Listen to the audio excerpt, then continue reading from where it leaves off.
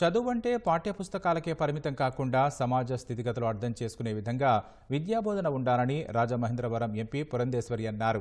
పశ్చిమ గోదావరి జిల్లా నరసాపురం వైఎన్ కళాశాల ప్లాటినం జూబ్లీ వేడుకల్లో ఆమె ముఖ్య అతిథిగా పాల్గొన్నారు. ముందుగా కళాశాల ప్రాంగణంలో ఏర్పాటు చేసిన సరస్వతి విగ్రహాన్ని ఆమె ఆవిష్కరించారు. విద్యార్థులతో కలిసి సంక్రాంతి సంబరాల్లో పాల్గొన్నారు.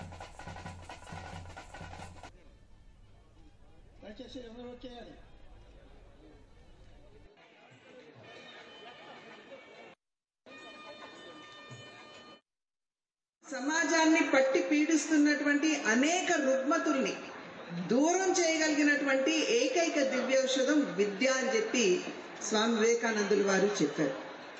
కనుక కేవలం పాఠ్య పుస్తకాలకి మార్కులకి మెడల్స్ కి మాత్రమే విద్యని పరిమితం చేయకుండా ఇవాళ వైఎన్ కాలేజ్ వారు కూడా కమ్యూనిటీ సర్వీస్ లో కూడా అంటే సమాజ సేవలో కూడా విద్యార్థుల్ని భాగస్వాములు చేస్తూ సమాజాన్ని అర్థం చేసుకుని అంటే అవగాహన పెంచుకునే దిశగా వారు వేస్తున్నటువంటి అడుగుల్ని నేను ఇవాళ వేదిక మీద నుండి హృదయపూర్వకంగా అభినందిస్తున్నాను.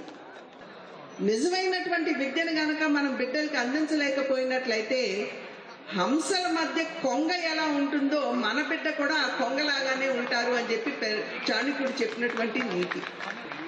కనుక ఒక సమగ్రమైనటువంటి వికాసాన్ని అందించగల విద్యని ఇవాళ తల్లిదండ్రులు, కళాశాల మేనేజ్మెంట్ వారు, అదేవిధంగా అధ్యాపకులు కూడా దృష్టి కేంద్రీకరించవలసినటువంటి అవసరం చాలా ఉంది.